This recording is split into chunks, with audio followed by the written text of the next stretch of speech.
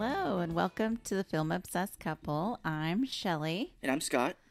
And we are here to talk about a movie called Ghostbusters Afterlife.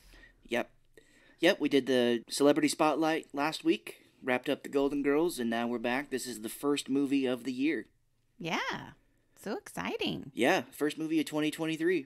Seems like this year's halfway over, though. Well, this month, maybe. Yeah, it's been a long year already. Oh, yeah. So, if you've listened to the previous episodes, the past couple of ones, I may have mentioned it, but I said that we're picking this because it was in theaters at the time when we started our podcast. Yes. Podcast? Like the kid in the movie? What? We'll talk about podcast. Yeah, he's cute. Okay. I wasn't going to go there. All right. Well, we'll get into it here in a minute. Yeah. But if you're listening to this episode and you want to chime in about anything, like what you think about the movie, if you saw it in theaters at a certain weird time in your life, you can be pretty creative. Just send us a message. You can reply to our posts on social media, or you can email us, thefilmobsessedcouple@gmail.com. We just want to give some shout outs to our listeners. We don't care if you're another podcast or not. You can be anybody. Yeah, absolutely. Write in or shout us out or something and we'll talk about you. Yeah, we saw this movie in theaters because I keep getting bit. Like, I'm like, oh, I would very much like to watch the new Ghostbusters movie. I think it would be pretty cool. Yeah. And, the first time I watched it, maybe I had a little more rose-colored glasses on. I'm like, the original Ghostbusters were in it. Yeah. As Ghostbusters. I remember you being pretty excited. Because in the one that came out in like 2016, the Women from SNL Ghostbusters remake movie that came out. I never saw it. Well, I'll talk about that for a minute, and then our podcast will probably get canceled because you can't talk bad about that movie. Yeah, I heard it was bad. Okay, we'll talk about it now. I did not care for it. Yeah. So that movie got a lot of shit when it came out. Because there were a lot of people that were like, female Ghostbusters. What the hell? Yeah, they were like, how could they? I did not like it because I did not think it was funny. Right, not because it doesn't matter if they're male or female or And whatever. The Ghostbusters are in that movie as different characters. Like Bill Murray is some ghost skeptic guy who was like, ghosts don't exist. I can't remember Ernie Hudson's character, but Dan Aykroyd plays like a cab driver. Okay. He's like, where are you going? Something like that. I can't remember. It ends with a huge dance-off. Whoa. I'm not kidding. I didn't care for it just because I didn't feel like it felt like the rest of the movies. And people that were like, I didn't care for that movie, seemed to automatically get lumped in and be like, fuck you. You said you don't like it because they're women. Like, what? I just said I didn't like it. I didn't think it was that funny. I'm not Republican. I know. I was like, oh, a new Ghostbusters movie. They're kind of going in a different direction, but okay. I'm not a huge fan of Melissa McCarthy, the lady who was in Spy. You remember we watched that movie? I know who she is. I like her. Again, her comedy is just kind of like, I'm fat and stupid. Yeah. That's kind of her niche, I guess. And she does kind of some of that stuff in there too, but didn't care for it. That one didn't, I don't think it did very well. So they come back and they were like, all right, you didn't like it when we went into a new direction, so we're going to do the same goddamn thing over again. Okay. You like the first movie? Here's the plot again. Here's Gozer. Here's the old characters you like. Here it is. And people were like, well, this kind of feels like the first one. You didn't really do anything new. They're like, son of a bitch. We just can't please you people. And that's kind of my complaint with it, too, is that, like, yeah, it's nice to see the old people again. And I really wish they would have centered the movie around the main characters, because that's really what I want to see. I mean, True. I think Phoebe, the main character in this, is pretty good. She's a pretty good actress. She is. Yeah, I thought she was pretty incredible. I don't know.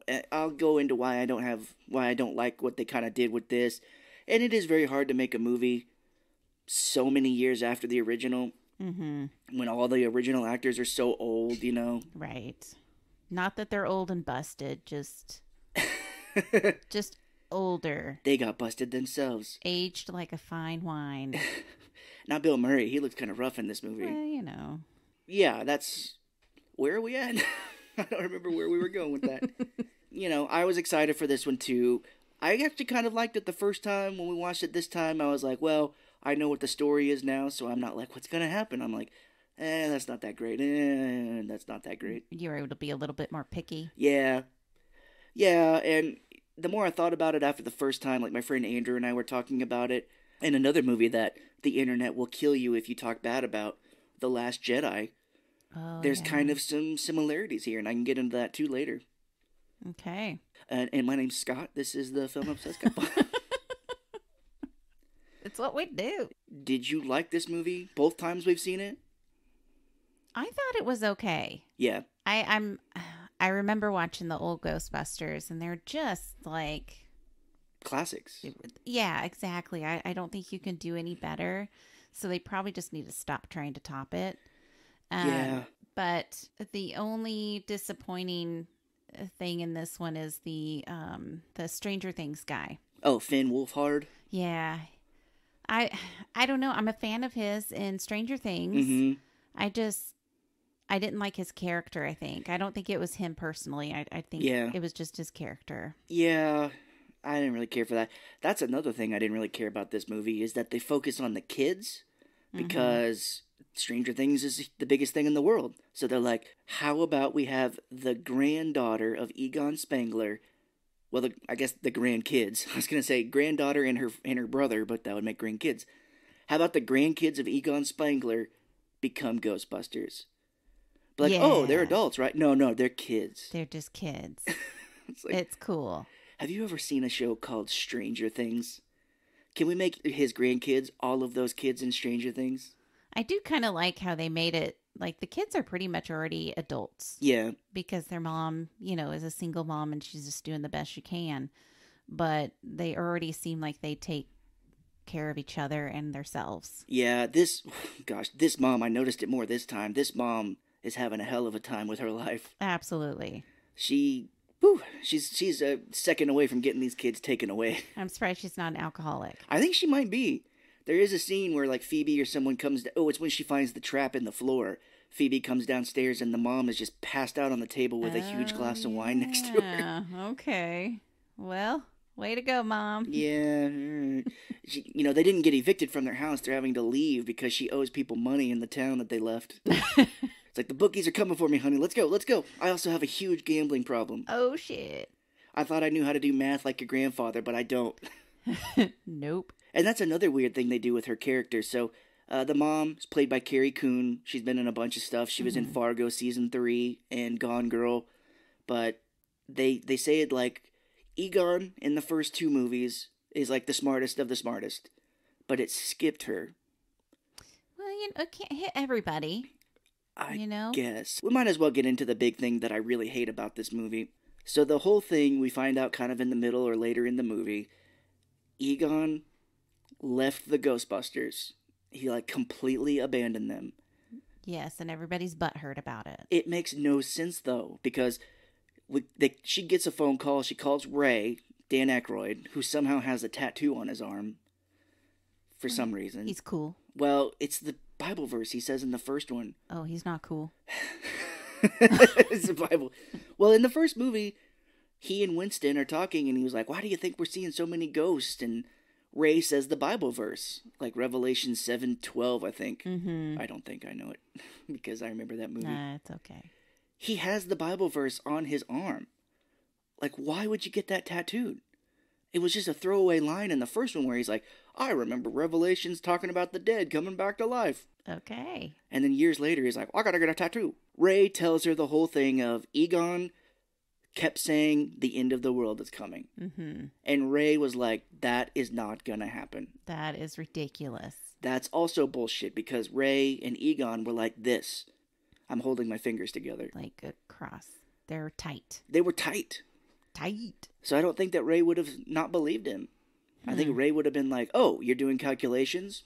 That makes sense. And then why would he have to just abandon everybody? Like he's got to save, the world. He could still, it's not like he has to be on it all the time. You can call him and say, hey, what up? I know. I don't get it.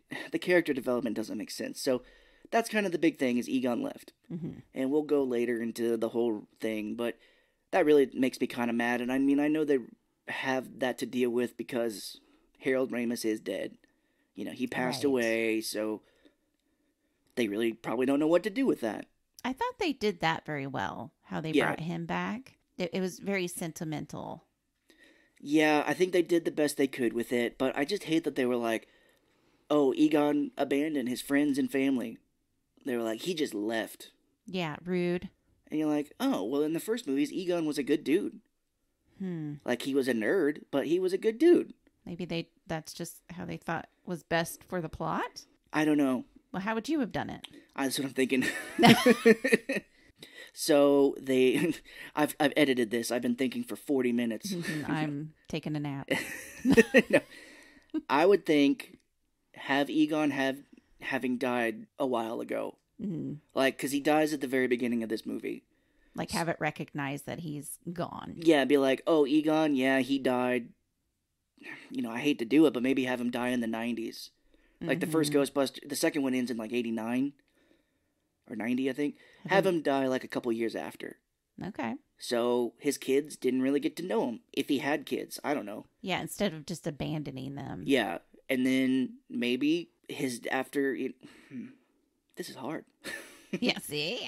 It's okay. We don't have to go into it. Well, I was going to think just one last thing about it is maybe they clean out like an old storage facility of his or something and they find like plans or, you know, the information for this place Or in the this end of the world. small town. Yeah. And they're like, oh God, like he was working on something before he died and he never got to investigate and finish it. Yeah, so let's do it. And like all the ghosts being around in the first two movies, you know, ghosts were all over New York. Maybe go to this town and ghosts are everywhere. That'd be kind of cool. Because like they've been slowly releasing through the tunnel of something. Yeah, because in this one, you don't really see ghosts everywhere until like the very end where they're just kind of around for a second. But be like, oh yeah, this place is a major source of ghosts and hauntings. Okay. And we think Egon was onto something, and then slowly start to understand, be like, I don't know if I would make it Gozer again, but, you know, they could make it something interesting. Sure. Well, good deal. So that's kind of what I would do, and I would also have them work hand in hand with the Ghostbusters. Like, I don't like that they come in at the very end. Maybe that's all they were willing to do. Yeah, especially Bill Murray. I hear he's hard to work with, but, you know, if it was a movie that I was making, I would have been like, okay, you know, they meet the Ghostbusters and they work hand in hand together. Good but deal. But that's not what happened. No, we're kind of squirrel momenting all over this, as you would like to say. But the big thing about this movie is, yeah, Egon dies at the very beginning. It is, of course, not Harold Ramis. He died several years, or I think a few years before. The guy they have playing Egon, you never see his face, but it's the warden from Shawshank Redemption, Bob Gunton. Oh, okay. I don't know why. He is an actor that has been in many things. I don't know why he would do this. Maybe he's a Ghostbuster fan. Maybe. It's like, oh, I can be a Ghostbusters? Oh, God, I watched those when I was younger. They're so great. Oh, you can't see my face? What? Oh. Well, who am I playing? Oh, you're Egon. I'm the new Egon. Oh, yay. Oh, God, I'm going to have to do some research and watch the old movies again. And what's that? I'm in 2 seconds. Oh. I already signed off on this? Oh, Jesus. My agent, how much am I getting paid? Oh, damn. Oh, only like 5,000. Oh, God. That's the whole thing, is Egon has been holed up in this small-ass town. I don't remember the name of it. You know, it starts out with him running away from a ghost. He tries to capture it, but the big trap that he has set up fails. And I'll try and point him out as much as I can. But Egon is in his house. He's trying to capture this. It's the dog from the first one. Right. Gatekeeper and the Keymaster. They're the dogs. So he sits in his chair waiting for one to come in, and they do the grab out of the chair like they do to Sigourney Weaver in the first one. The arms come out of the chair. Yeah. I guess he has a heart attack because of that. So he's dead. Yeah, that's kind of a crazy way to go. Egon, who has seen some of the craziest fucking shit in the world, has a heart attack because a hand comes out of a chair. I think maybe that's what the entity or whatever wanted it to look like. Oh, maybe. Can't you imagine the ghost would be able to do whatever? I guess. I don't know. He seemed like, to me, he seemed like he knew he was going to die. Yeah, because he puts the trap of... He has a ghost captured, and he puts the trap in, like, this puzzle in the floor. Secret thing in the floor, yeah. It's like his house is an escape room. Where he's like, find the trap or you will never get out of this house. Oh, goddamn. Yeah, it sucks. I mean, I know they really had to work around Harold Ramis being dead, but just have him already dead. Don't do this whole, like, he hated his family, he left his best friends. Yeah. So this is where we get introduced to his family. You know, Carrie Coon is his daughter, which they do try to seem like they hide it throughout the movie. Well, Carrie Coon keeps saying, my father, my father. Mm-hmm. And you're like, I guess you could put it together that Egon is her dad because they do make Phoebe, her daughter, kind of look like him with the glasses and the hair. Exactly. They get evicted from their house because of her horrific drinking and gambling and debts, so they find out they've inherited a farmhouse in buttfuck nowhere. Yeah, BFE. This is another thing that doesn't make sense because in the first movie, to fund the Ghostbusters, they put out a third mortgage on Ray's house. Ray's like, my family left me that house. He's like, I was born there. And he's like, everybody takes out a third mortgage on their house. Oh my gosh. So it would have made more sense if this was Ray's house. Because, like, I guess we're just saying that Egon went out into nowhere and bought a house. But that's just me nitpicking. Yeah. Hire some people that are, like, a huge fan that kind of can connect these things. We get to this farmhouse. And for some reason, again, Egon, when they get there, has the Bible verse that Ray says in the first one as a throwaway line, written outside of his house. Not just written, but spray painted. Like graffiti. You got graffiti right when you enter this long driveway. Like, I don't get why this was such a big deal. Like, I know he said the end of the world's coming, but I don't think Egon would have been a religious man. So somehow Egon has found out that that Bible verse Ray told Winston one night when they were driving in the car, Egon heard about it and was like, ooh, I'm going to remember that. Like, Revelation 7:12, oh, I'm going to hold on to that one. Sticks right in my brain. Yeah. They come to this house, the kids, and it's a shit house. I don't even know how it's standing. I don't know. I guess they're like, well, Egon didn't take care of it because he was too busy saving the world. Right. I mean, you don't have time to upkeep a 3-story house, what it looks like. I guess, but his machines that he set up, it didn't really feel like he had much to do. No, it was pretty self-sufficient. Yeah, the ghosts try to get out, the machines turn on. That's why I'm like, he could call and say, hey, he didn't have to completely abandon his whole family and friends. And he's like, no, I have to stay here and make sure nothing happens by sitting in this chair. Unless God told him to. He's crazy now. And then, he just does it. He's like, I heard God's voice tell me go to this shithole in the desert and watch over this mine. Yeah. Crazy. Never talk to my family and friends again. Yeah, abandon them. Okay.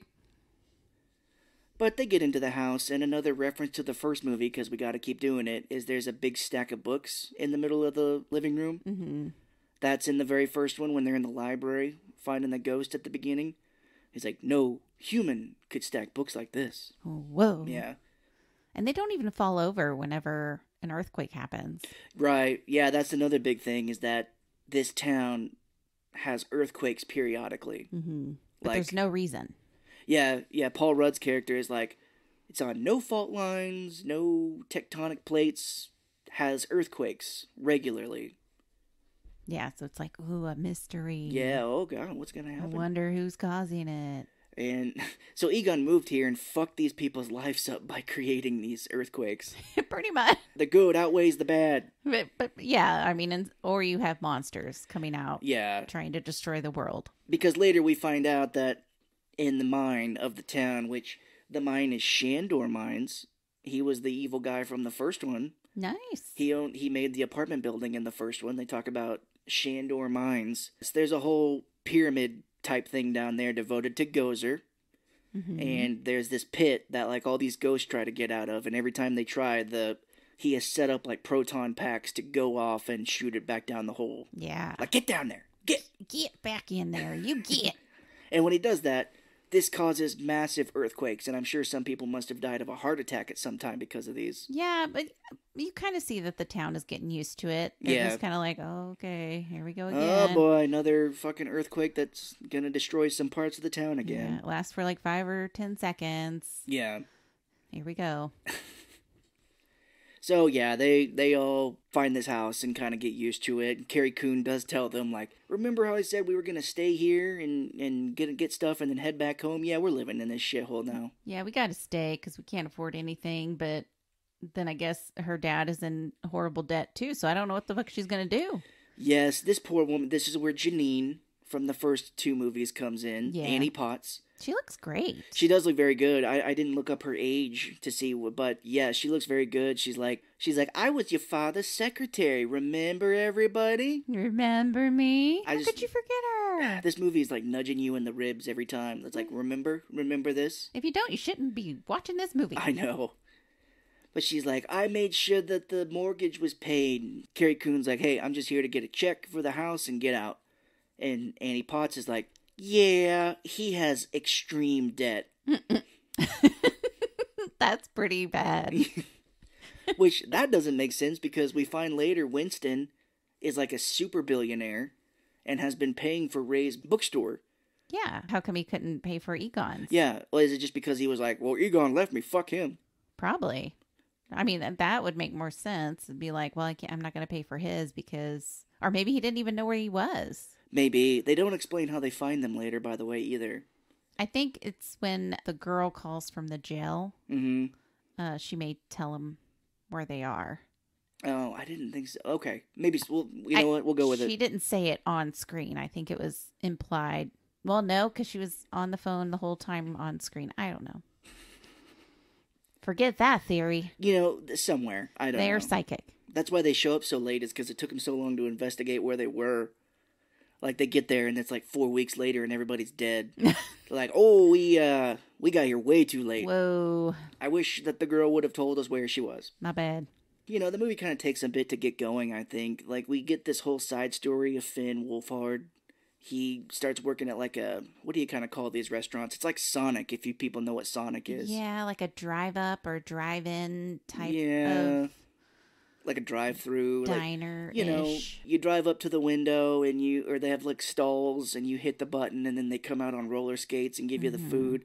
For people that, you know, are in the U.S., if you know what a Sonic is, it's like that. Yeah, except not a lot of people at Sonic wear the roller skates anymore. I always felt so bad for those people. I think it's optional. I think they can if they want to, but it's also kind of hazardous. Yeah, it's like you want to wear your skates 8 hours a day. Eek. Yeah, I would hate to do that. Yeah, me too. There's a whole side plot here of Finn Wolfhard meeting this girl, getting a job here, and hanging out with the local teens that doesn't really go anywhere, I think. It's just to introduce this other girl, which I kept calling her other girl throughout this movie because I don't think they give her her name. I don't know. Yeah, so I just kept calling her some girl or other girl does this because I'm sure she has a name. I'm sure she's a lovely person. They don't really give it that. I know. Yeah. So, They're just like, oh, it's the love interest. yeah. Really, the first bit of this movie is just kind of reminding us of the others. Like, there's a scene where Finn Wolfhard finds the car in the garage or in the barn. Mm-hmm. You know, he lifts up the sheet and you see the Ghostbusters logo. And it's like, there's the car. Yeah, I kind of like that. Yeah, I love that car. It's beautiful. Yeah. And Phoebe, you know, she finds the little meter that tells when ghosts are near and stuff. Oh, and, yeah.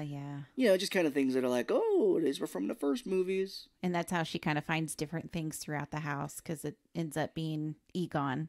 Yeah, there's like she plays chess with a ghost throughout the movie. Mm-hmm. Which I think the whole time it was Egon. It was. It would Yeah. have. Yeah, because when she's in his little lab later, it's like showing her where to go. So I thought that was so sweet that they, you know, had that connection.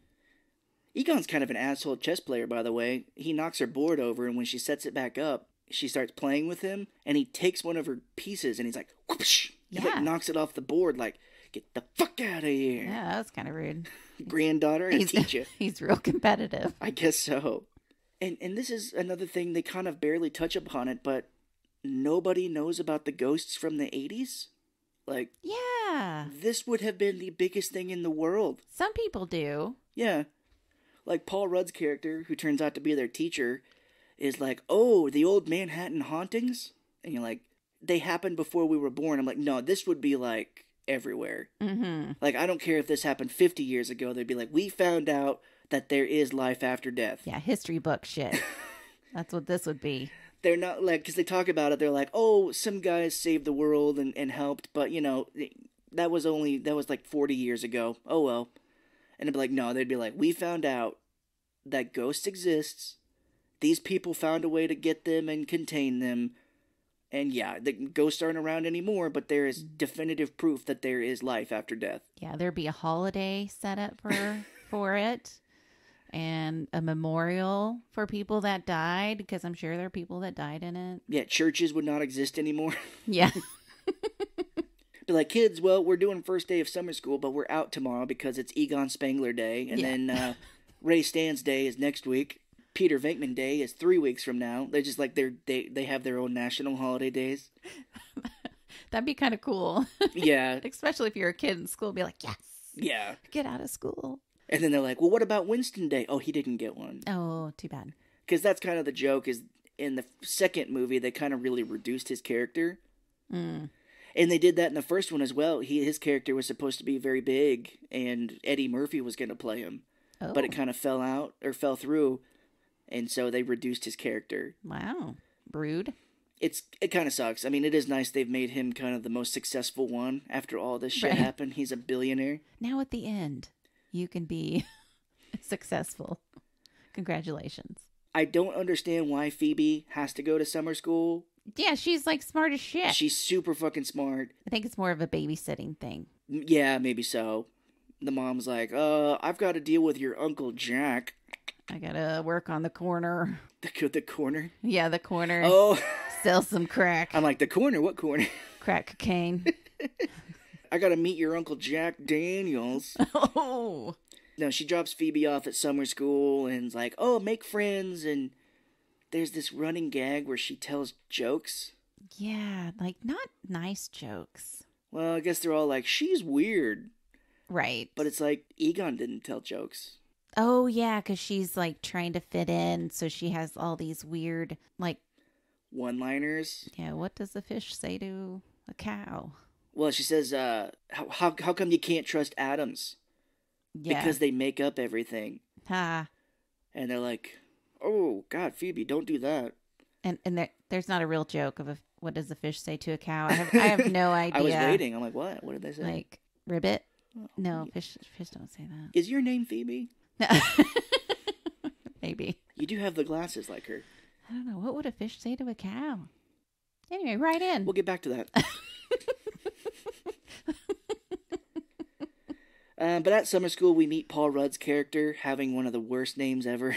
His name's Gary Gruberson. Yeah. Terrible name. I really liked his character in this. Paul Rudd, he's really trying. Yeah. He's really holding it together. He is the teacher for summer school, and all he does is just show them horror movies, which is a nice little gag. Like the coolest teacher in the world. Yeah, he shows them Cujo at first. Except I wouldn't like that because I'd be like the kid that would start bawling in class. And then he'd have to like try to calm me down, and then I would just be screaming all the way home.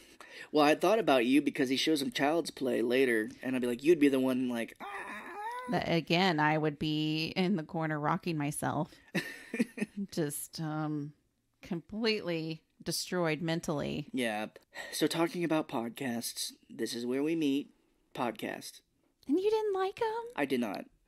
I thought he was a nice little comic relief kind of guy. They try to make him like Ray, because Ray in the first one is like this, he knows everything about everything. Mm. He's a huge nerd. He's kind of a goofball. But like, give him a name. Like, be like, my name is Podcast. Be like, my name is Jeff. How about that? Well, we'll call him Jeff. Jeff. Jeffrey He doesn't look like a Jeff, but that's okay. Well. He looks like a Brian. Yeah, he looks like a Brian. Okay, so Brian is his name. I don't know. I just don't know if it works with a kid. Like, he knows everything about everything, too. Like, later when they're in the mine, they see all these numbers on the wall. And they're numbers that they do talk about in the first movie, where it's like, 1917. He's like, well, that's the Tuscan Blast of 1917. And like, yes, Ray said that in the first one, but how the fuck does this little kid know about that? He likes to read. I guess. But yeah, they're definitely making him the Ray character because he knows everything about ghosts. And they don't really do much with it, though. He's not like, he does say at one time, that's a class 5 free-roaming vapor. Oh, yeah. And I'm like, how does this kid know that? He doesn't know ghost exists. Okay. Yeah. I get your point. Like, and you think he would know that Ghostbusters exist because Phoebe brings a trap in later and he's all like, what's this? Mm-hmm. Like, dude, your whole thing is the paranormal and you're all like, I don't know, Ghostbusters. And the crazy thing with that trap, they're like, oh, should we open it? No! Yeah. There is a ghost in it. Even the teacher knows what it is. He's like, well, this is a ghost trap. Let's open it up and see what's inside. Be like, it trapped a ghost, dude. What do you want? There is like, I don't know. I don't think Slimer maybe is a good ghost. Yeah, kinda. I mean, you see him hanging around the firehouse in the first two. He's my favorite. Yeah. But I think the others are just kind of not good. So you shouldn't be releasing it. No. We just got to do it because it propels the movie forward. Like, I know. I don't like in these movies where they're like, well, this has to happen. And you're like, why? Mm-hmm. And it's like, because this needs to happen. It's not like, well, this happens, because, and then it's just like, this has to happen because we have to get here. Mm-hmm. It's not like, this has to happen because it makes sense. It's, this needs to happen. Right. We don't care if it makes sense or not. Exactly. Like, they need to open the trap because that ghost gets out. And we need that ghost to complete all the other ghosts. Yes. To form like Voltron. So they're in the classroom and Phoebe realizes that Mr. Gruberson. Gruberson. Hey, Mr. Gruberson. My name is Gruberson. He is tracking all of these earthquakes that are going on. Yeah. And Phoebe knows everything about it. She's like, oh, well, did you set this up and did you measure it at this cycle? And he's like telling her, like, this is how usually earthquakes happen. Like, you got a big wave or a small wave and a big wave. And here's how it's happening here. You have a big wave and a small wave. Whoa. It doesn't make sense. It does not make sense. Not at all. And yeah, she's like, oh, well, did you know this? Did you know this? And he's like, you're pretty damn smart. Are you the main character of this movie? I think so. Is your grandpa Egon? Because he's super smart too. Is your grandfather a Ghostbuster? Wait, are we in a movie called Ghostbusters? Holy fuck. So this is where we get it set up. It's like, yes, this town is not on a fault line. It's not on a tectonic plate or however he words it. But for some reason, it keeps having big earthquakes. Yeah. And that is kind of, the way he sells it, you're kind of like, well, that's kind of creepy. It is. Yeah. And annoying. I would not like to live in that town. I know. You think these people would, like, have burned Egon at the stake because everybody in this town seems to hate him. Yes. Everyone's all like, oh, the dirt farmer? But you think they'd be like, you know what? He moved here, and then those fucking earthquakes started. God damn it. I think these are related. Let's put 2 and 2 together here, people. Yeah, because every time, like, Carrie Coon meets with different people in the town, she's, like, at the store or whatnot, and they're like, she's like, oh, I live up at the whole farmhouse. And like, dirt farmer's house? That crazy son of a bitch?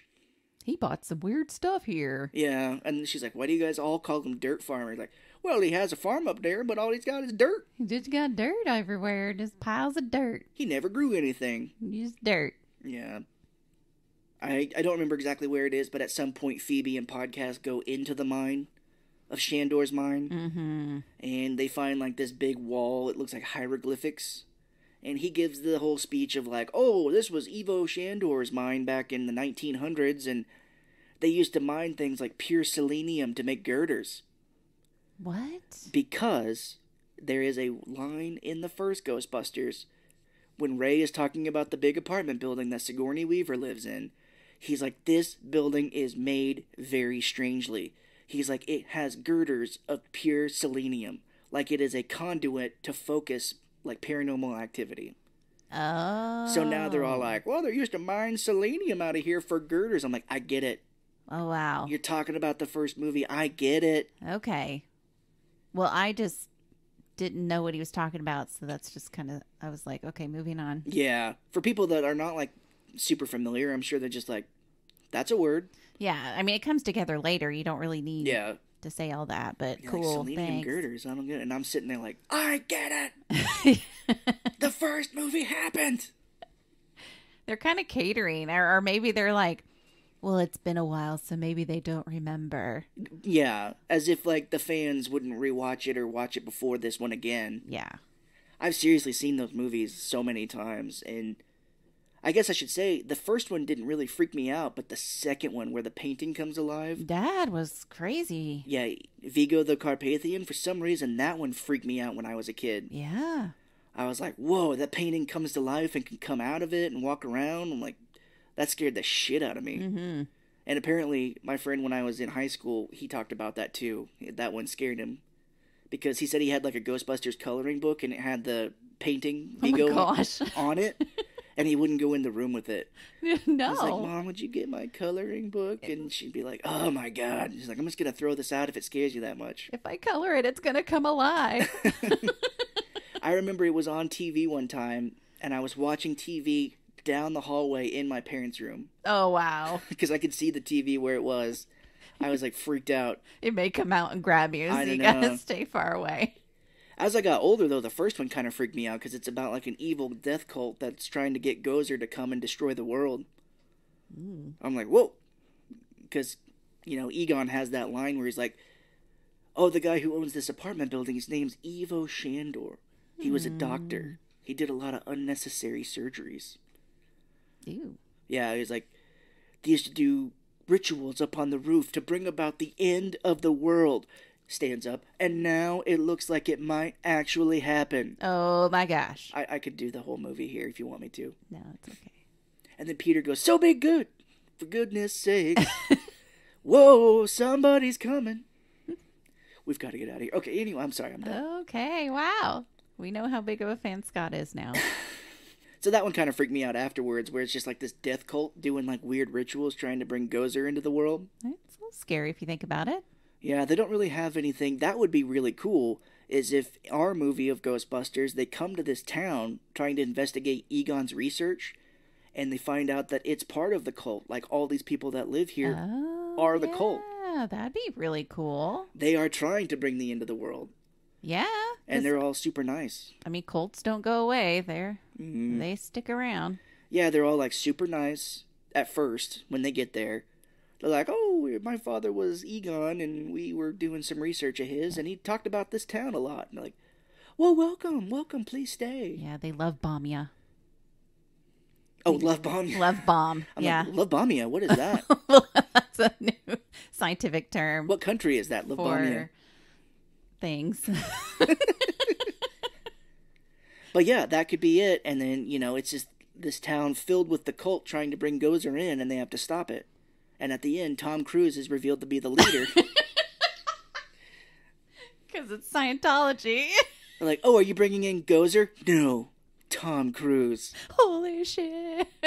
And then Tom Cruise comes out and he's like, are you a god? Just the nicest guy. Because, he always seems to be the nicest guy. He does, yeah. I mean, he's like, well, I'm here to bring about the end of the world, but first, here's Mission Impossible 6. Yeah.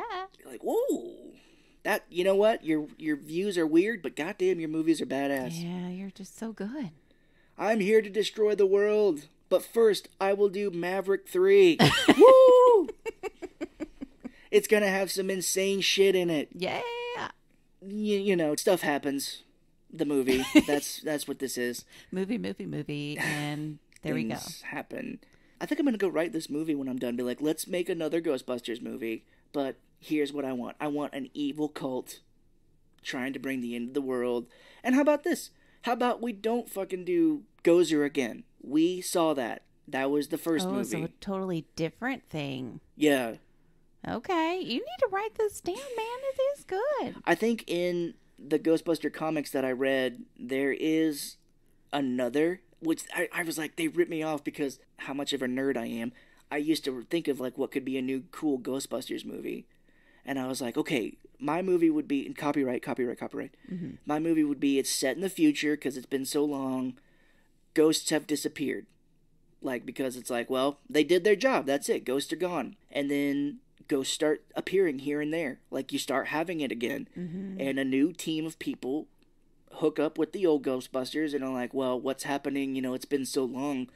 And then we find out that an evil, like, people are siphoning the psychic powers to bring about not Gozer, the destructor, but another. Like, there's a god above it. Okay. And that was my idea, and that was what they were going to have to fight. But I was reading the Ghostbusters comics, and they were like, oh, Gozer was just a minor god. There's another one coming. I'm like, they fucking ripped my idea. Dang it. They read your mind. They ripped off my very plain idea. That's like, I just was like, what if there was another god above Gozer? Very simple idea. Man, you gotta write this down. Oh, it's all up in here in my noodle. It'll never get made, though. I thought about writing Dan Aykroyd when I was younger.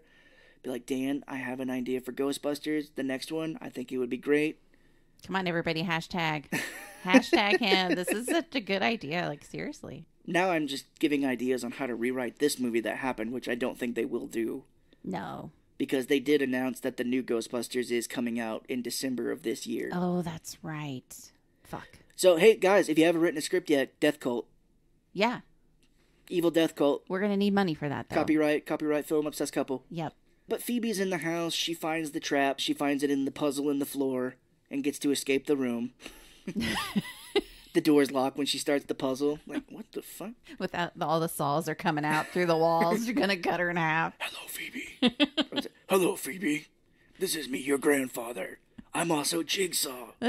Yeah, a doll on a little tricycle comes out. Ah! No, I hate those movies. Yeah. Hello, Phoebe.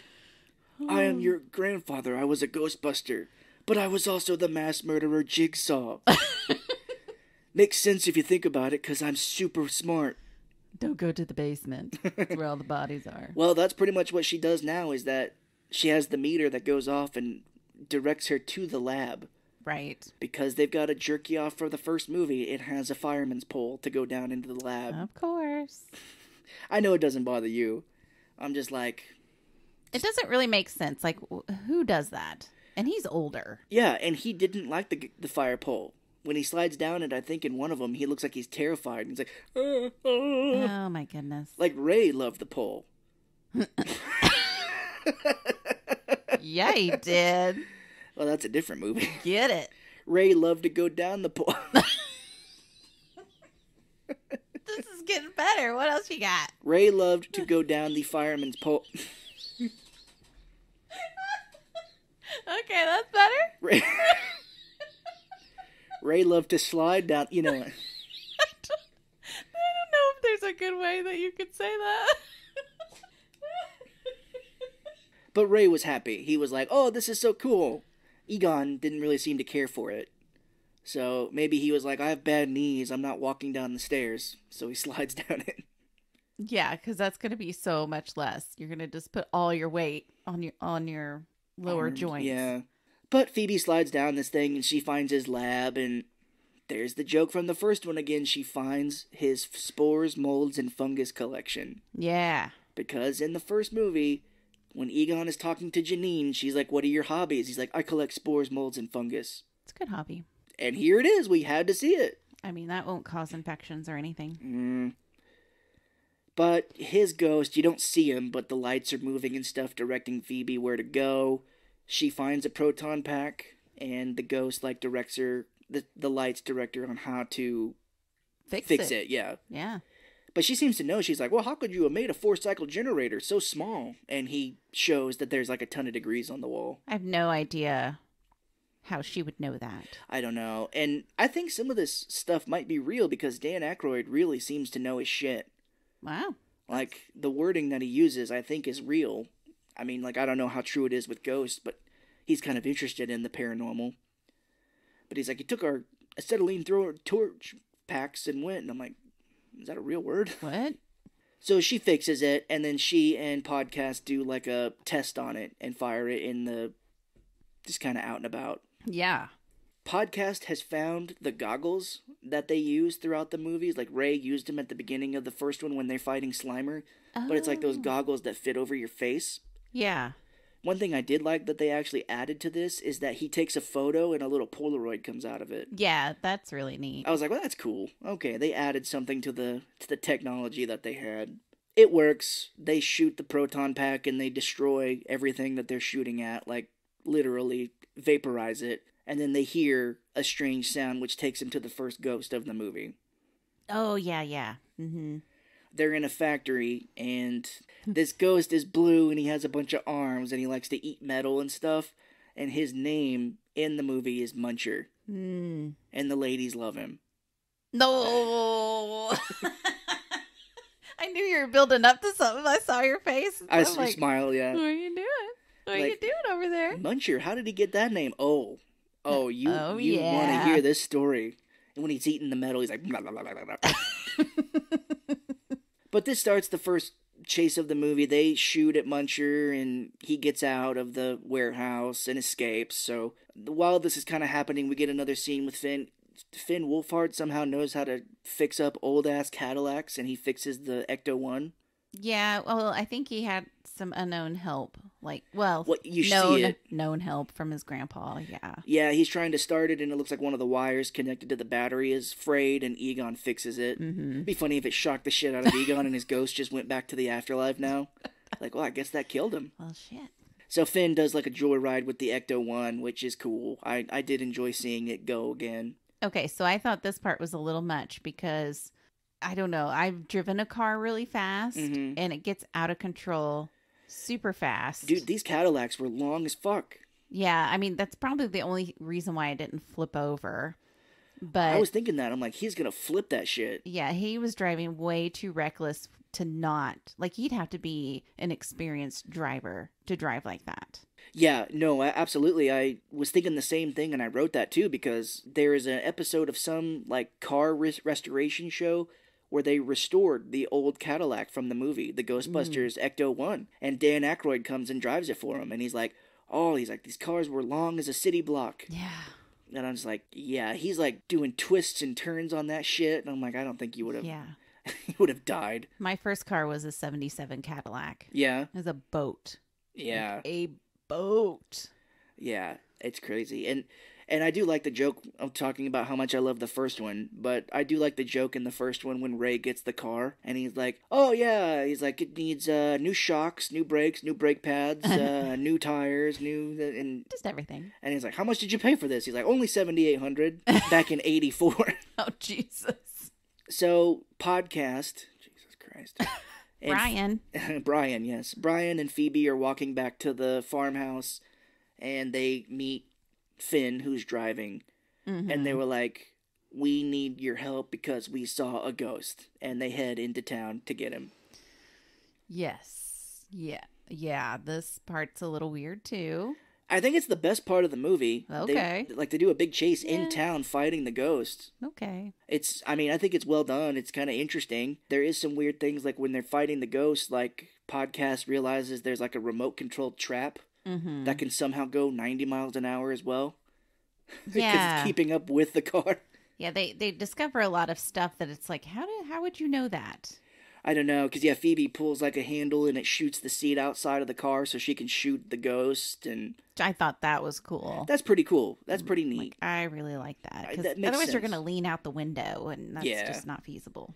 It definitely makes sense. You're like, well, if they were in a big chase, which, I mean, it was in New York City, so I doubt they would be in a high-speed chase with a ghost. Yeah, no. But yeah, it was interesting to have a gunner's seat there so she could shoot, but they find Muncher, they destroy some of the town, and they still chase him, and they chase him towards the mines, because that's where he's going. Right. It all comes back to the mines. Sure does. This movie about miners is about miners. I got it. Yeah. But there's a big scene where she traps him again, and then Podcast drives the little RC car and captures him right before they're going to go over a bridge into the mines. Mm-hmm. Yeah, it was pretty cool. It was a pretty interesting scene. So I don't think we talked about it very quickly. We did say they opened the trap, but that dog, there is a dog in that trap they opened earlier that escapes and goes back to the mine. Again. Right. The mine. Yes. This comes to be one of the worst parts of the movie, I think, is that after they trap the ghost, they're driving home and they get pulled over by a cop. Yeah. And they get arrested. Yeah. The thing I don't like about this part is that they actually throw them in a prison, or a jail cell. Like, who does that to the kids? Do they do that? Small town, I guess, but this is the absolute worst part. Finn Wolfhard's girlfriend, other girl, is here. We find out her dad's the sheriff. That goes nowhere. Mm-hmm. But this is the absolute worst line of the entire movie, and I think I screamed in the theater when it happened. But she's like, wait a minute, I get a phone call. And he goes, the camera tracks up to his face, holds for a second, and he goes, "Who are you going to call?" I was like, "No! No!" Like, boo this movie. But she does call. Yeah, she calls Ray because she watched the advertisement for the first movie where they're like, "We're ready to believe you." So she calls and Ray picks up. He's at his store from the second movie. Nice. Ray's a cult. And she's like, "Are you a Ghostbuster?" He's like, "I'm hanging up now." But then she's like, "Oh, no, wait, what happened with Egon?" And we get the backstory. We're like, Egon kept talking about the end of the world, and then I never believed him, because that makes sense. Yeah, he fucking crazy. And Egon stole all of our packs and the traps and the car and left, because that makes sense. And she's like, "Egon died." He's like, "Oh God, that's terrible." And she's like, "Yeah, I'm his granddaughter." And he's like, wait, who are you?" And then the sheriff hangs up. Yeah. He's like, "That's it." So my theory that she told him where she was is Somewhere in here. squashed. Oh, yeah. No, it doesn't happen. I have no idea. Well, Ray Star 69, or what is it, Star 67? Star 69, where you Oh, shit. trace the callback? I don't know. We're going to have to watch that, or listen to the episode again. Yeah. Well, 67. Star 67? Yeah. Because it's like, he would probably Star 67 it and be like, "Hello, you have reached the Buttfuck Nowhere Sheriff's Department." Like, "I know where that is. It's going to take me several days to get there." There's another kind of like story going on here where it's Carrie Coon and Paul Rudd are kind of getting together. Yeah, they go on a date. Yeah, they're on a date when all this crazy shit happens, and then they pick them up from from jail. Yeah, they're in prison. They got tattoos and everything already. They're all in orange jumpsuits. And Paul Rudd is all like, "That's awesome." He's like, "That's a proton pack. That's a trap." And he's like, "Did you catch a ghost?" She's like, yeah, it's in the trap." And he's like, "That's fucking sweet." Yeah. I love his character and how he connects with Finn. I think it's just the cutest. Yeah, I mean, I think he should be in the movie more. He should be like their dad, like Egon's son, maybe. Yeah, because he's smart. Yeah, and he's like, "Oh, this is amazing. Like, ghosts aren't around very much anymore, but my dad left this. And he says that there's something going on in this shithole town. Let's go. Let's investigate." Yeah, I'm going to bring my Uncle Pete, my Uncle Ray, and not Winston, because he doesn't belong in this movie. Nope. He's just a lowlife. No. Winston should have had his own fucking thing. Like, I love Ernie Hudson. He's an awesome, awesome actor. Oh, yeah, me too. I think he's in his 70s. Whoa. And he looks great. He looks amazing. And I don't think Bill Murray is there close to that, but he looks like he's in his 80s. You know, everybody ages different. And it's hard living. Yeah. They all go home after getting him out of jail, and Carrie Coon's, she has a real problem with her dad being like, "Oh, this is bullshit. My dad left us. Science sucks," is basically her whole thing. Yes. Yeah, she's got some real problems. Daddy problems. Daddy problems, yes. I'm like, well, you have to do science when you're like, well, how many drinks did I have now? Can I have drinks later? She's using math, but she's like, no, math is stupid. No, I just drink what I want. If I drink a fifth of vodka here, how much more can I have in 7 hours? But she's Until just like, I pass out. I just use my fingers, but like, I drank this many and I can only drink this many more. Well, Paul Rudd and Carrie Coon, they drop him off at home, and then he's like, "This was amazing." He's like, "We should do this again." Mm-hmm. And they're like, "Oh, okay, we'll meet up again." He says tomorrow night, and she's like, "Dude, calm down." Yeah, let's give it a couple days. Yeah. But she's like, "Attention from a man, yes I will." Oh, yeah. This is the second worst part of this movie happens now, where Paul Rudd, after his date, wants to get some Baskin Robbins, so he goes to Walmart. Yeah. Like, really, Walmart. It's a real thing. Wasn't this in another movie that we did? Believe. He goes to Walmart That's to buy. right. Yeah, he buys all that shit for the homeless people. And we were like, whoa. You don't really see Walmart in there very much. No. They're coming out more, I guess. Well, if you see them, that means that they probably gave money to the movie. Oh, yeah. Basically, what's happened now is the dogs have escaped from the mural. Mm-hmm. They have found at some point the explanation from the first movie of like, there's a gatekeeper and a keymaster, and they have to mate.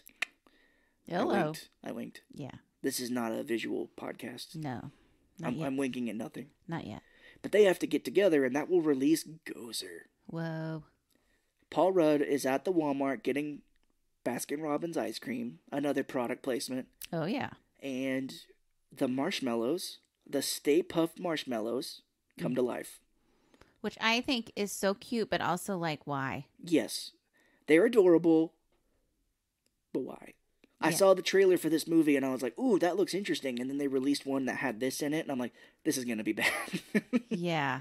I mean, it's so, and they kind of make it a little comical of Yeah. them kind of destroying themselves, basically. But Yeah, they're on like a little Roomba or something and they run over a few and others are like roasting each other over a fire. And yeah, making themselves s'mores. that was actually kind of cute, but it doesn't fit. Like one's on a graham cracker as a bed and they put like chocolate over him as a... Right.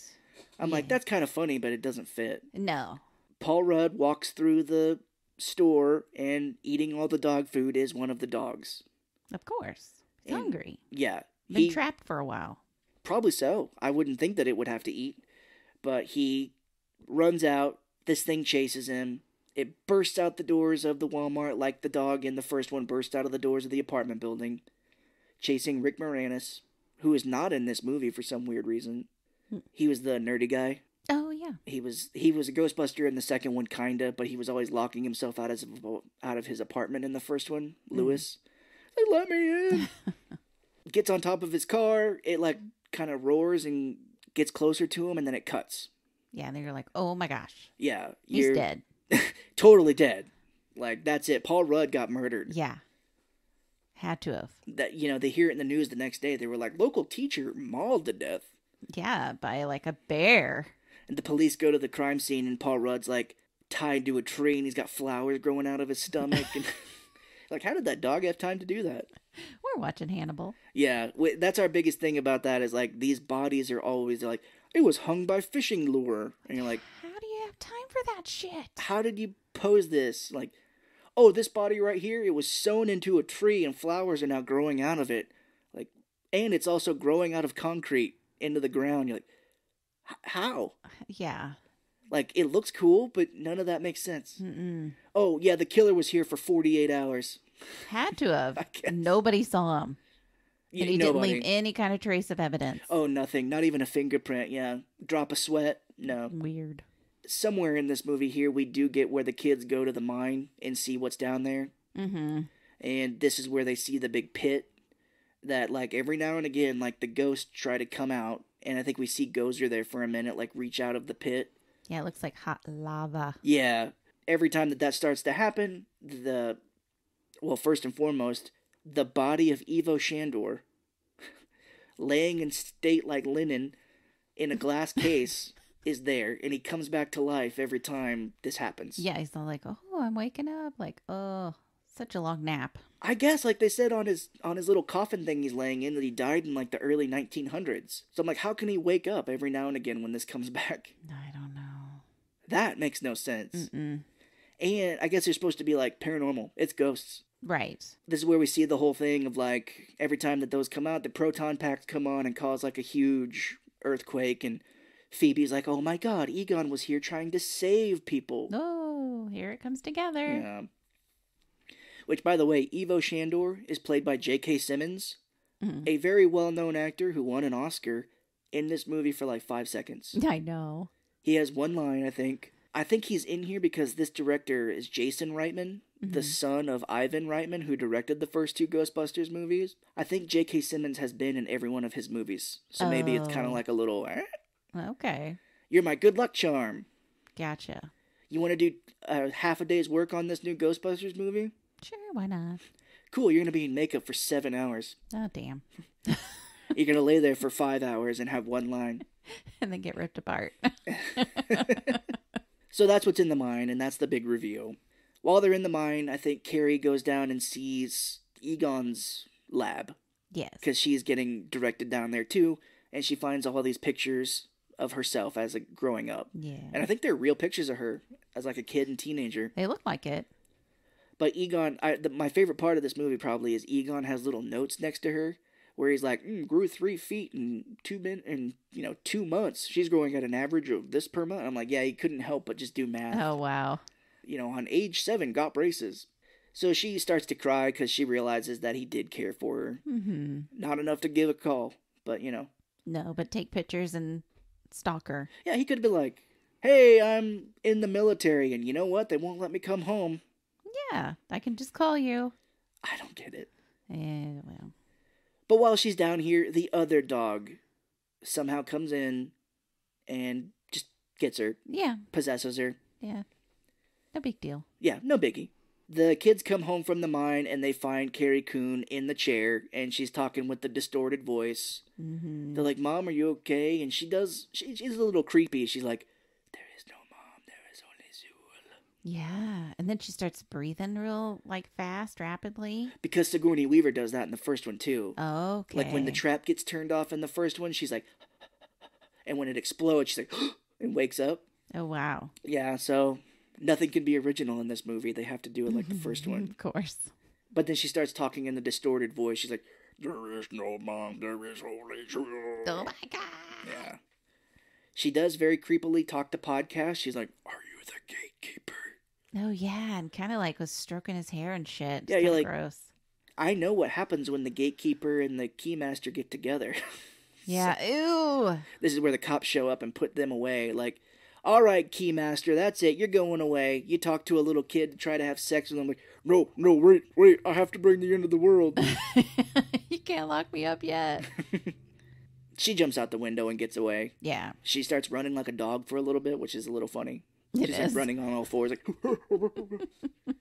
her and Paul Rudd do eventually meet up. Paul Rudd's laying on this rock in the desert like Louis Tully is in the first one. Oh, he's kind of laying on the side of the hotel or the apartment building that's all blown out. He's just chilling.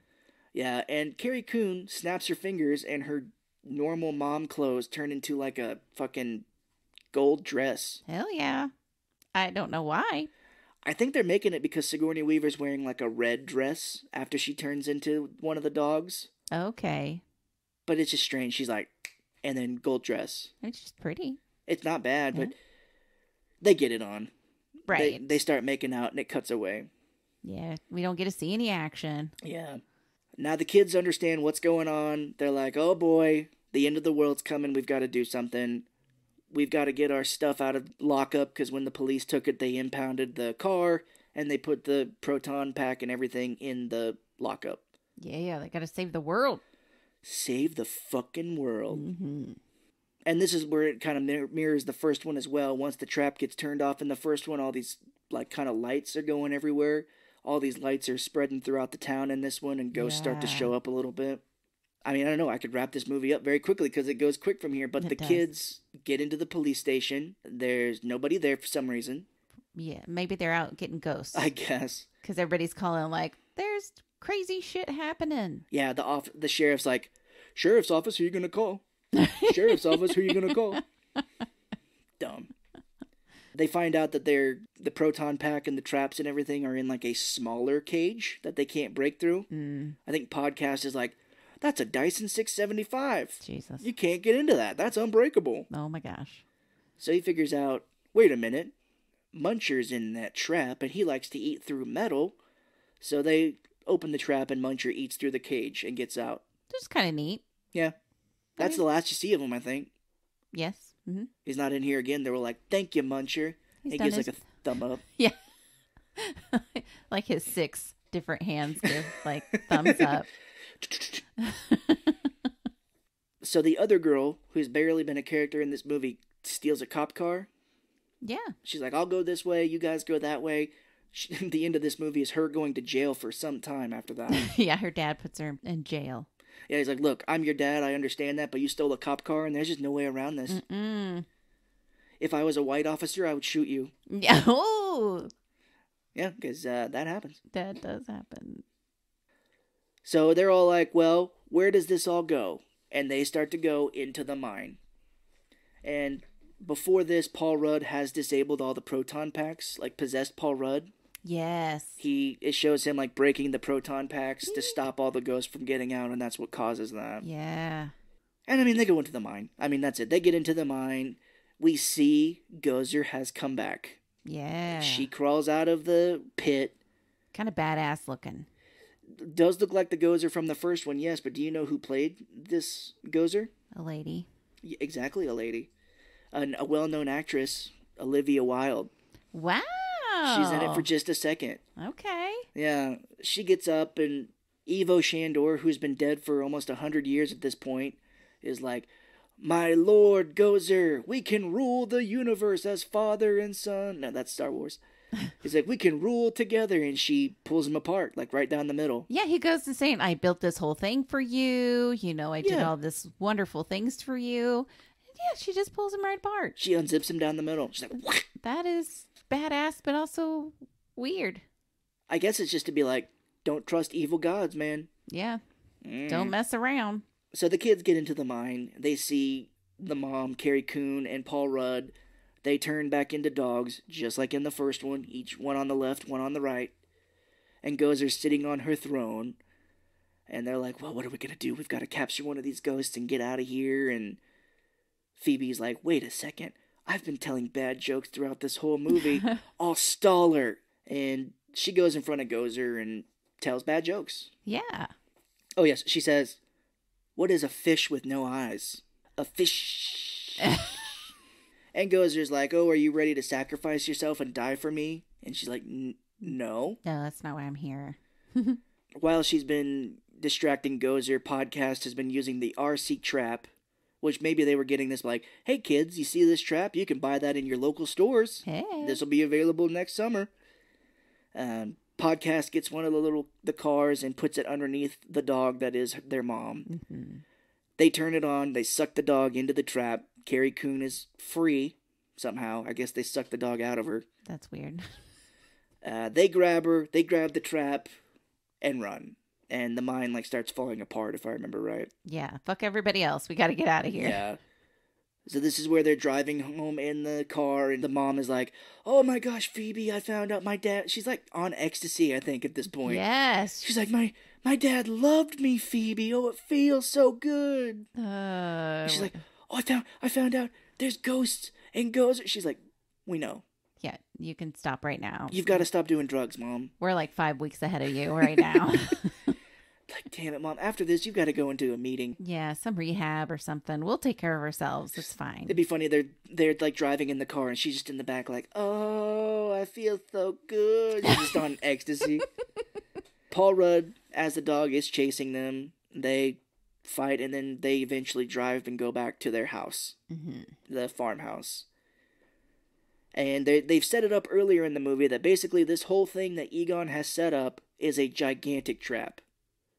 Right. He has not been mining things, and there's dirt because underneath the dirt are multiple traps connected to like 3 giant transformers next to him. Mm-hmm. And those transformers, when he tried to turn the trap on before at the beginning, didn't work. It like overloaded.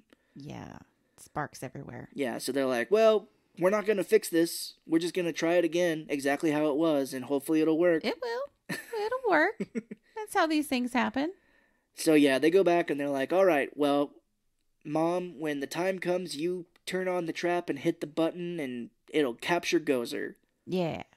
So it's the exact same shot as the beginning. Phoebe is like holding the trap like above her and she's like, come and get it. Here it is. And like a disembodied Gozer comes out. You know, she's not fully a body at this point because the other dog is still trapped.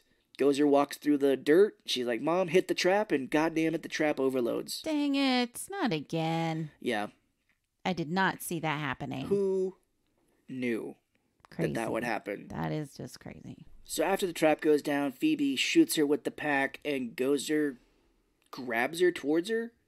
Oh, yeah. And I was like, whoa, how can she do that? But I guess she's supposed to be super powerful because she gets the trap, Gozer does, and unleashes the second dog, and the dog takes over the other girl. Oh, yeah, the love interest girl. Yeah, who's not named. She who will not be named. And they're all like, oh my god, and Finn Wolfhard is in the car trying to shoot at her, but we see a bunch of Stay Puft marshmallows are destroying his pack. Yeah, like, how'd they get in there? How was Podcast eating marshmallows in the back of the car? I mean, maybe. And that's where, yeah, Podcast, they're trying to get him to, like, help turn on the Transformers, but he's got a shit ton of Stay Puft little marshmallow men. He's like, I'm a little busy, and he starts tasing them with the PKE meter that's a taser now. Oh, yeah. He's like, pch, pch, pch. So all hope is lost. The other girl's a dog. Phoebe got pulled towards it, and they're about to all die, it looks like. And then he says, "Hey, What? over here." And it's the three. It's Ray, Peter, and Winston. Yay! Wouldn't she believe it? Peter calls her flat top because he called her a flat top in the first one, of course. Oh, wow. He keeps making jokes about like, "Oh, I thought we had something." I know. And he's like, "You just had to come crawling back to me." He's like, "I overlooked the fact that you murdered and you killed." He's like, "We were good." And there's a little bit of magic in there. I mean, he kind of feels like the old Peter a little bit. Yeah, I like his joking. Yeah, they do shoot her with their proton packs, which I thought Egon stole all of theirs. I don't know where they got these. And you looked like you were thinking. You were like, "Wait a second. Don't think about it. I don't know. It'll hurt if you think about it too hard." It's all good. They immediately cross the streams, which they do in the first one. And Gozer unravels them. She grabs the things and pulls them apart. Damn it. And knocks them all back. There is a scene, I think, at the beginning where Gozer's like, "Are you a god?" And they look at Ray like, "Ray, remember," because in the first one, she's like, "Are you a god?" And he's like, "No." And she tortures them. But she's like, "Are you a god?" And they're like, "Ray, please." He's like, "Yes, I am." You betcha. And then he does his whole speech from the first one a little bit too, where he's like, "Oh, as the designated county supervisor in the court counties of this town, I recommend you leave immediately." He kind of gives like the same speech, but yeah, it all happens real quick. Basically, the old Ghostbusters, they're about to, get hurt, and Winston tries to shoot her, and she knocks his thing out of his hand, but I think Phoebe shoots at Gozer. Basically, they all get together. Finn Wolfhard shoots the Transformers to give them power. To turn the traps on. Smart. Phoebe is shooting at Gozer. The old Ghostbusters shoot at her as well. They're all shooting, and then, Phoebe is trying to do it by herself at one point, and then here we go. The CGI'd image of Harold Ramis comes out and helps her hold the proton pack. Yeah. It's a nice scene. It's so nice. I don't really have a problem. I mean, it looked okay. I'm glad they didn't try to have him talk. Right. And I'm glad, it's the best that they could do. Right, exactly. No, I thought that was great. That was perfect. Yeah, he helps Phoebe, and then I think they all join in at this point and shoot. Finn Wolfhard shoots the traps, and the traps come on and trap Gozer. And there it is. They got her. That's it. Finn tries to go to other girl, breaks open the dogs, and finds Paul Rudd in there. He's like, "Oh, geez." Yeah. Wrong one. I do like the little line Paul Rudd has here where he's like, "My feet hurt from galloping." Or he's like, "My hands hurt from galloping." Yeah. And then, Finn Wolfhard finds this girl, which, by the way, this kind of relationship with them is a little strange because they say Finn Wolfhard is 15. Yes. How old is she? Like 17, 18? Well, he was saying that he was 17. Yeah. To be closer to her age, so I'm guessing she's 17. Let's not put her in the 18 range because I guess. That would be wrong. It would be very weird. But when you're 17 and someone's 15, that's like a huge age gap at that time. Absolutely. When you're kids like that. Yep. She's like, "Well, he was in Stranger Things, so I do like him." Yeah, he's kind of cute. He's got good cheekbones. He's got ridiculous long hair. Yeah. And another thing this poor other girl has to do is when they're all gearing up towards the end of the movie and she's putting on her suit, you see her in her bra. Yeah. I'm like, why? Nobody else takes their shirt off. Everybody else puts the jumper or whatever on with their clothes on. Yeah. It's like, because Finn Wolfhard is all like, "Hello," looking at her, and she's like, "What?" He's like, "Nothing." Jesus. I'm like, why? Yeah, that was very bad. Why do we have to have this little girl, I'm assuming young girl, in her bra? Yeah. We do see Paul Rudd without his shirt on, or his shirt gets torn up, and he is jacked. Yeah, right? And I think those Marvel movies where he plays Ant-Man, you have to be jacked as shit. I'm sure. But his arms, and I'm like, he's a teacher. When does he have time to work out 24 hours a day? Well, So Peter comes over to Phoebe and the mom, and he's all like, "Hey, we're from the home office. How are you guys doing?" And I forget what Carrie's mom name is, but she's like, "Oh, I'm Melissa. I don't know. Melissa Spangler." And he's like, "Spangler, huh? That's a weird name." He's like, "Good luck with that." He's like, "We're all going to go into the house and have cookies. Come on, let's go." And before they see Harold Ramis all standing there, and while they were shooting at Gozer, Peter is like, I knew you'd come back. And that was nice. Yeah. Ray's like, I'm sorry, I should have believed you. And I'm like, you would have. Exactly. The way they made you in the first two, they would have. Mm-hmm. Why wouldn't you? I mean, there's fucking ghosts around. Yeah, he's like, oh, the end of the world's coming. It's like, that's bullshit, Egon. We've already done 2 end-of-the-world movies right now. There's no way the end of the world's coming. Nuh-uh. Are you crazy?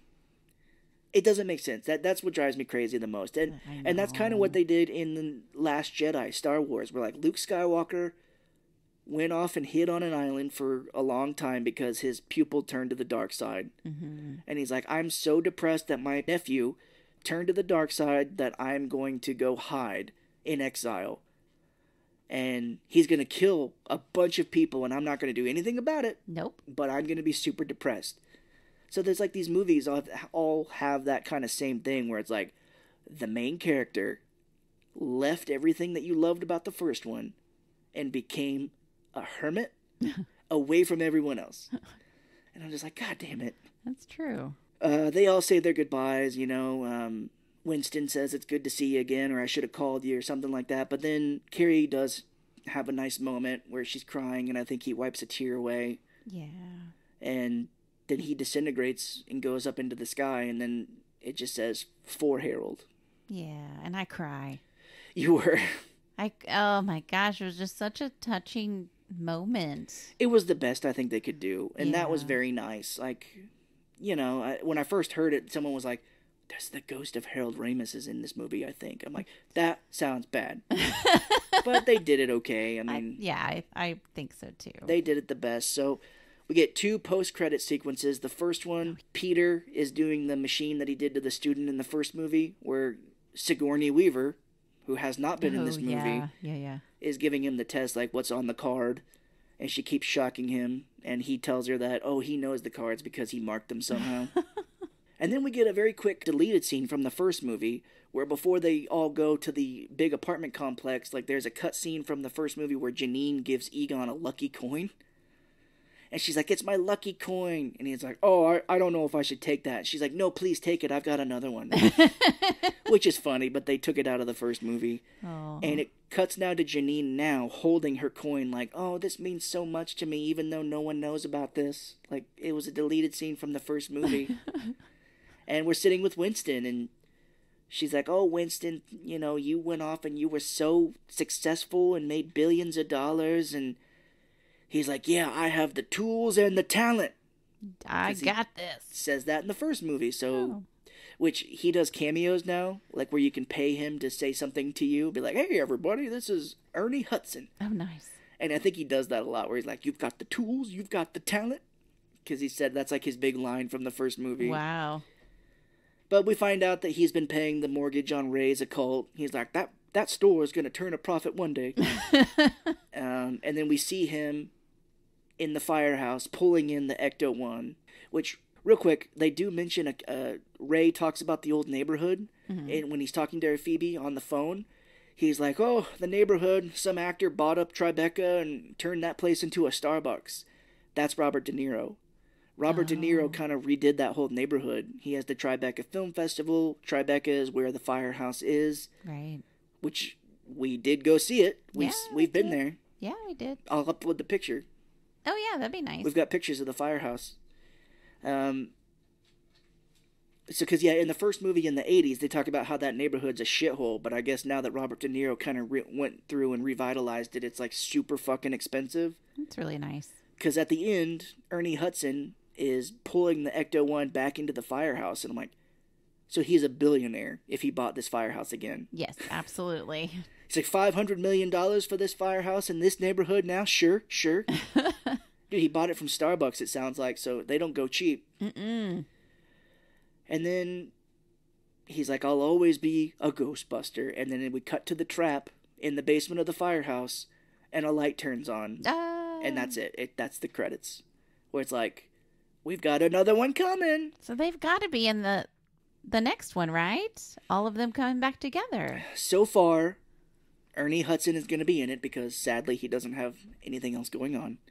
I felt so bad, he was in God's Not Dead 2 as a judge. Oh. was like, Ernie Hudson. What happened? Because Ghostbusters residuals don't pay very much, but he is confirmed so far, yes. And then all the new characters, Carrie Coon, Paul Rudd. Oh, okay. Phoebe, Finn Wolfhard. Okay. I don't know about Podcast or Other Girl. They were like, oh, Podcast, he had a heart attack and died. It's weird that a little kid did that, but he's not in this one.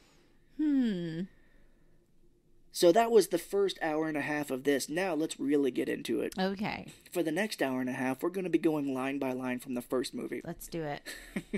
So you said you still enjoyed this one, though? I did. Yeah, I thought it was pretty neat. I'm not saying it's like my favorite or that I'll want to watch it again, but it's nice. I liked the movie the first time, like we said. The second time was just okay. Yeah. Like, I thought it could have been better.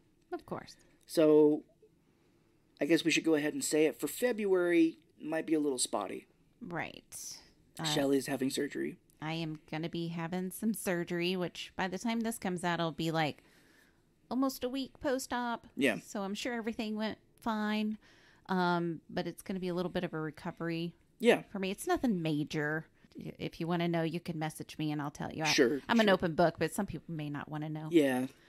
Just know that she'll be okay. Oh, yeah. Nothing major, just something I need to take care of so I can get out of some pain. Yeah. So if you get an episode in February, congrats. Right. If you don't, we'll definitely be back in March. Yeah. We'll try. I've got mandatory overtime at work and school, and then another project I'm working on, which I can't wait to tell you guys about as well. So and surgery. No big deal. So yeah. So if we don't hear from us in February, I'll definitely stay active on social media. Keep everybody updated and say, hey, how's it going? Maybe keep updated because I'm trying to do the 365 movies this year. Crazy. Which I don't know how I'll make it, but I'm not in on that. No.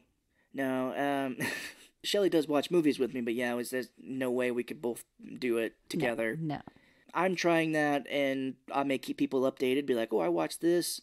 I have a letterboxed from the recommendation of one of our fans, another podcast. Yeah, thank you for that. And I started that and kind of reviewing movies. I just watched Terrifier 2 the other day, and I thought it was Terrifier too long. It was 2.5 hours. It was insane. Yeah, I think it was Smoke and Mirrors that recommended that, and I'm sorry if that's wrong. Yeah. But they're a great podcast. You should check them out for sure. Yeah, they're very kind. They've recommended us a movie that we're going to try and watch soon. Yeah. But next time we meet, we'll be doing the remake of Firestarter. Oh, nice. Not the Drew Barrymore 1980s one, the Zac Efron one that came out last year. Nice, I haven't seen it. Yeah, me either. Cool. I just actually rewatched the other one sometime last year because We Hate Movies did an episode on it. Okay, of course. But we'll be talking about that. We'll be talking about the song Firestarter. I'm a Firestarter! Oh. But, just, if you don't hear from us in February, everything's okay. We'll meet again, definitely in March for sure. Of course. Thank you, everybody. Yes, thank you.